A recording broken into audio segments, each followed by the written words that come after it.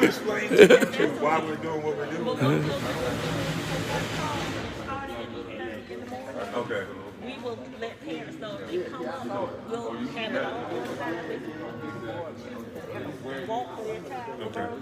Okay. And, you know, but we just thank you so much. We thank you Yeah, we're gonna try to make this every putting year us on and the try to map. make sure we want to bring some businesses down here, some people down here, and Brunswick is a nice place. It's right next to the water, and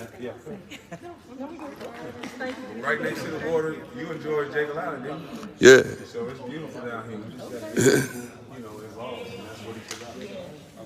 Because if they can't read, they can't do anything. And that's important. Say that again. If they They can't. can't read, they can't do anything. We need reading for math, social studies, science, everything. You know, even to read signs when you turn, even on cell phone. So it's important. You gotta get that literacy across. Well, anything you guys need from me, you'll have my direct contact. Mr. John will be another person that's here that can get in contact with me. If you can't get me, we'll go from there. Well, we thank you so much. If you want to come back tomorrow, Okay.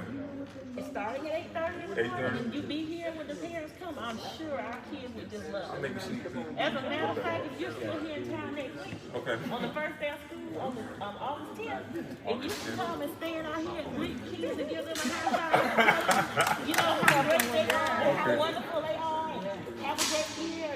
We would surely appreciate it. Okay. So that is our goal. Die strong. Our children, how great and wonderful they are. Hi, you guys. So I just wanted to come and touch on a video that I was watching. Kwame Brown recently hosted a shoe drive. He's been talking about wanting to host a shoe drive for a while. I think he's done it before. Obviously, he's done several things before. He was an NBA player, and which would have given him, it made him a public figure, right? And so, my thing is that I wanted to touch on was the people here on YouTube. But then, you have all these people here on YouTube, and this is why I haven't been paying attention to a lot of stuff around him lately, because people will take one thing and try to create a situation between Kwame and Hassan over this. And I don't really get what Hassan has to do with anything that Kwame's doing. They don't know each other. They said what they said. They both said what they had to say, and handled the situation however they chose to handle it. I don't understand why all these other 500,000 people here on YouTube are still making all these videos and are still trying to act as if there's a reason to talk about Kwame and Hassan together. Since they don't know each other and they were never working together on this shoe drive or anything like that. I think Hassan tried to explain his point and why he said what he said about people comparing him to Kwame. Obviously, he is not an NBA player or an ex-NBA player. So, no, he's not going to have the connections that Kwame will have. But Hassan, like he said, he will do whatever it is that he will do when he can and how he can go about getting things done. I remember when I first came to YouTube, I think it was around November or December, he actually put up a video, and I don't know if it's still up on his channel or not, because a lot of people here on YouTube, when they get the large numbers, they will start this whole consulting thing. They can help new YouTubers how to set up your channel and how to get people to follow your channel. Hassan actually came on YouTube and he gave us a lot of valuable information for free that people were charging hundreds of dollars for and thousands of dollars for their classes and, webinars. So he came on, he just said, the way his setup is, and just told us this is what works, this is what, don't do this, don't do that, make sure your title is, catchy, and, people love drama, and that's why he says the host rock your snot box and all that stuff. He explained all that in that video. So my whole thing is like I start getting annoyed with all this going back and forth with people. I know people like arguing with each other. Personally, I'm not into all of that. That's just not my thing. And so when I start getting annoyed with people doing that, I just stop paying them any attention until they cut it out, right? I personally don't. I think past you having one debate or conversation, when you start going into weeks of going back and forth with people, that becomes annoying to me. That's just my opinion. Everybody is different. Some people do come to YouTube looking for drama, like Hassan said. And I do believe him on that, because based on even my own numbers, depending on, you're not talking about, fool la la, and people doing a bunch of nothing, people don't really want to click on the videos. And so he is right about that. But like Hassan said, people are going to do what they can their way based on what they can do.